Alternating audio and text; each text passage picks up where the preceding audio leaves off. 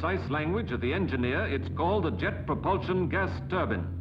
To you and me, it's the jet engine, one of the marvels of this century of marvels.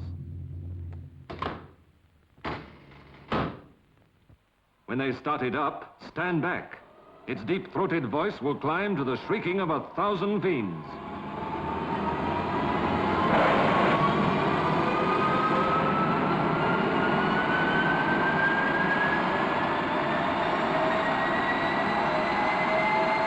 Its flaming breath is white-hot gas, fed by drafts of liquid fuel. Watch that gallon go.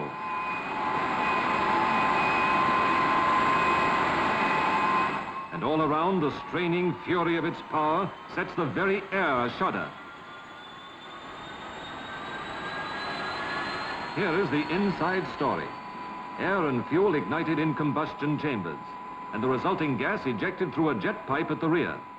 Now, in the path of the rushing gas, insert a bladed wheel, a turbine. Link the turbine to a powerful fan, so placed as to ram the air into the combustion chambers under pressure.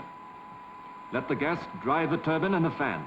Under fierce compression, the temperature rises, and the expanding gas roars from the jet pipe with tremendous force.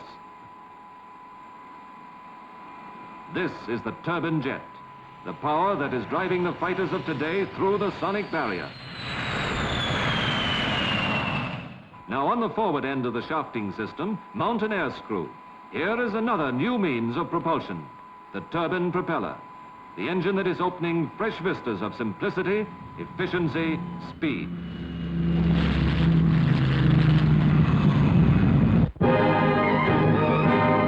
To the British aircraft industry, the turbine jet and the turbine propeller engines have brought a golden opportunity. Says the Dean of British Air Designers, Charles Clement Walker, in this new form of air travel, Britain has the chance to make up the leeway lost in the war, when we were developing combat aircraft to the exclusion of all else. In many a research center, they are grappling with the special problems posed by the enormous power of the jet.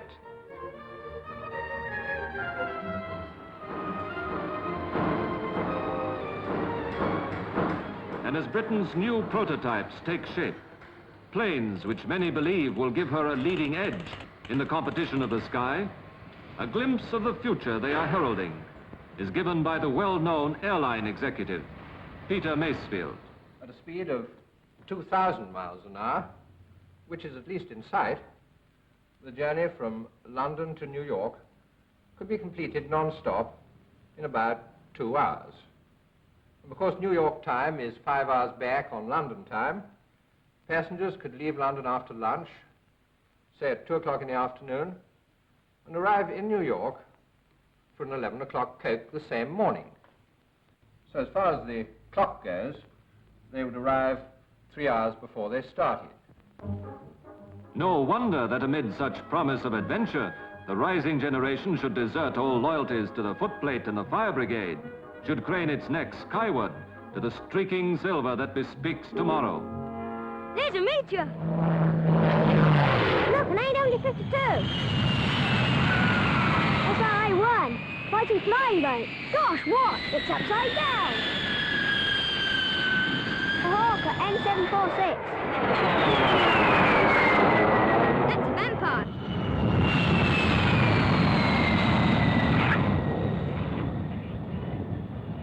No wonder, too, that the eerie whistle of the jet should have brought a mysterious jargon all its own to the language of the engineer. Well, with the tubular type heat exchanger, to get the area you want a lot of tubes, and consequently the inside diameter of the tubes are very small. Consequently, the overall power output will go down, just like this.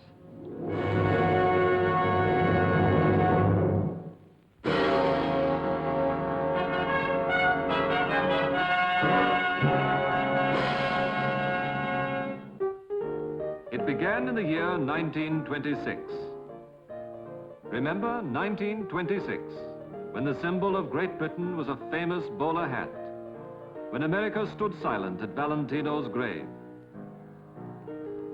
when Suzanne Longlong was queen of the center court at Wimbledon, when Donahue was booting home the winners.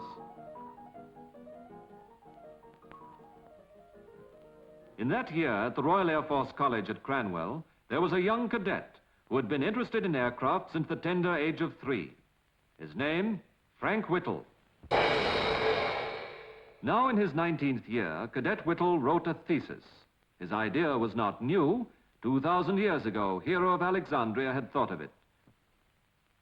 Later, in the pages of history, Newton had given it his passing attention.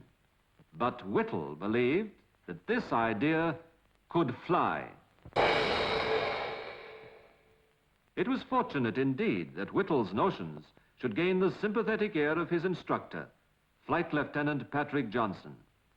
Doubly fortunate that Johnson happened to be well acquainted with the world of patents. That's right. Well, come and tell me about it. Have you got time now? Yes, Oh, certainly. fine. Well, Look. This represents a centrifugal type compressor, like an enlarged supercharger.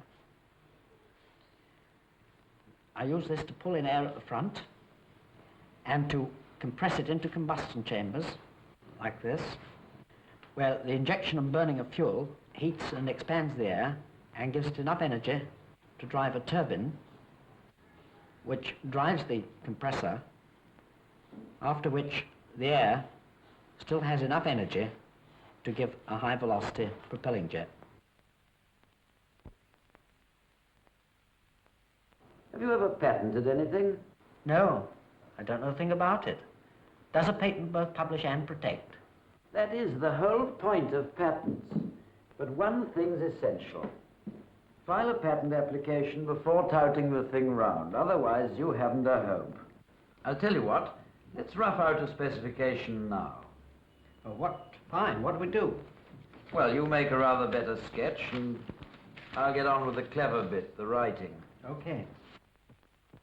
And so, with the specifications of an idea tucked under his arm, Johnson walked through London's stately Inns of Court to the patent office.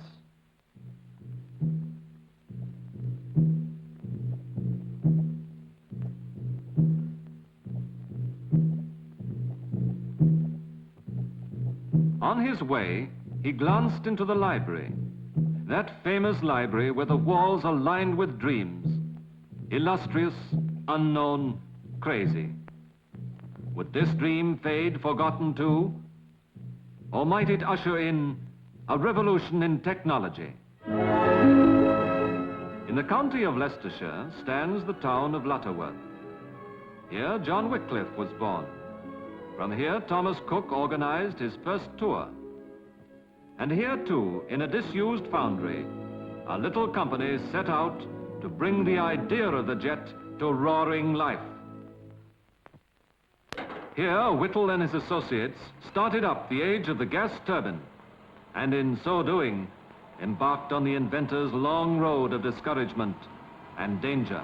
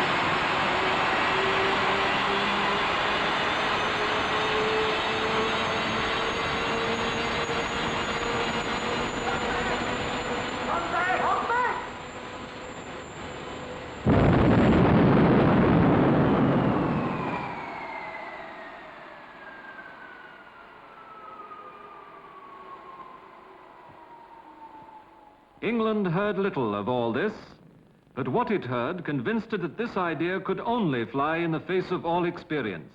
Have you heard the latest crazy idea about aero engines?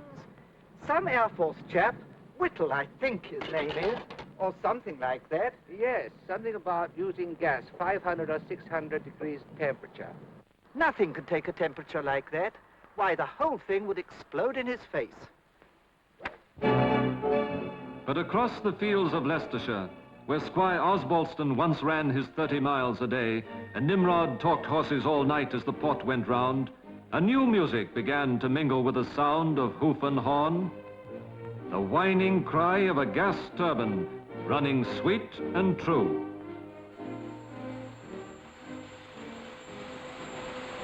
But as yet, only for a moment. Time and time again, they saw the instant of success dissolve once more into weary hours of failure. I'm sorry to say we've had another blade failure. We were running at nearly full speed and one of the blades came off. If we can only get another 50 degrees centigrade, it will do the trick. Yes, please do. I'm sure we're almost there. They were almost there. And in the final months of World War II, the idea was not only aloft, but on active service. And as the British meteors tore into the flying bombs, jet met jet in combat.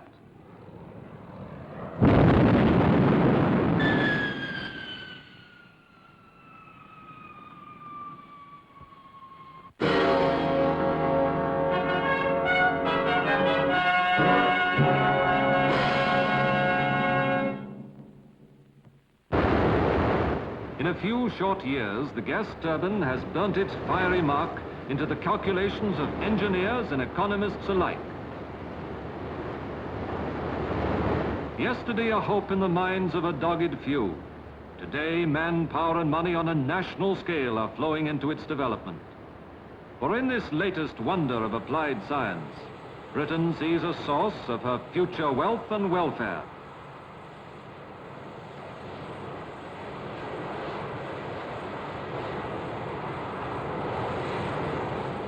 To the birthplace of the jet are coming students from all the world to take their first peep at this child of Britain's brains.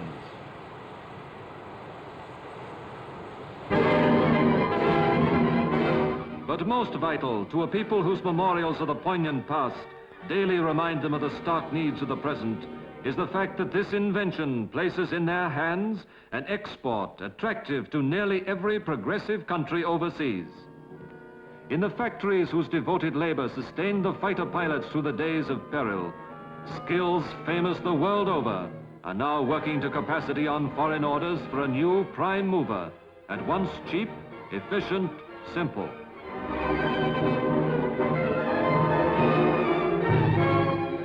And in the heart of London, the company which pioneered the jet now adds to Britain's earnings of foreign currency by the sale of licenses abroad. Prepared to grant your company a license under these patents and an option under the other 300 or so which apply to gas turbines in general on the terms I gave you yesterday. Meanwhile, screaming from the rooftops to the stratosphere, the jet is opening realms of height and speed hitherto unknown to British test pilots like John Cunningham and John Derry. The greatest height we've been to so far has been 59,446 feet. That is nearly 12 miles high and about double the height of Everest. We have exceeded the speed of sound in the DH-108, in which we've done most of the work. And contrary to opinion, this has no physical effect on the human body. History, they say, is but a series of exploded ideas. Each day, each hour, the jet propulsion gas turbine is making history before our eyes, piling record upon record, breaking record, shattering the accepted ideas and limits of the piston engine age.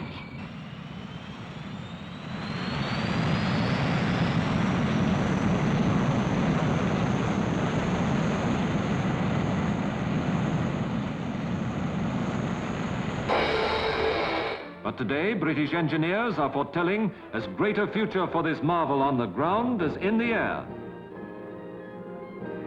In workshops which were known to Watt and Stevenson, they are now forging a second industrial revolution based on the gas turbine. Soon, a crack British Railways Express will be gas turbine hauled, says Chief Engineer Hawksworth of the Western Region. 2 locomotives powered by gas turbines are at present under construction for the western region of the British Railways. We hope to use them to haul the famous Cornish Riviera Express, and we believe they will be capable of very high average speeds. From other furnaces are coming the special secret formula metals to start the new power source on its career at sea. Soon, one of Britain's largest tankers will be equipped with a marine gas turbine engine designed to give maximum performance on the cheapest of fuels.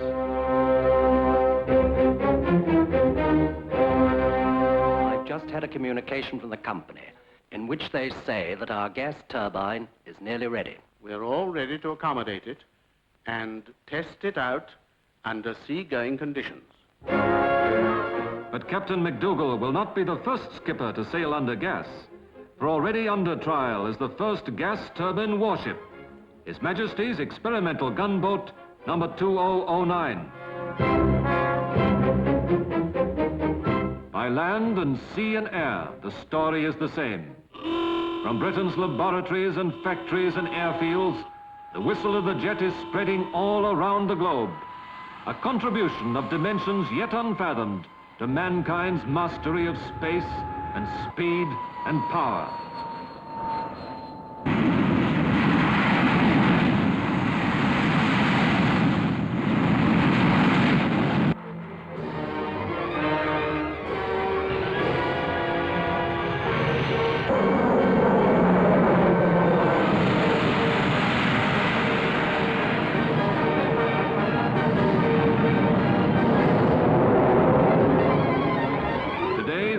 Cadet of 1926 is Air Commodore Sir Frank Whittle, KBE CBFRS. Today, the little company in the disused foundry has given birth to another mighty field of industrial endeavor. And now, behind the lonely pioneers of an idea, there stands the science of two continents.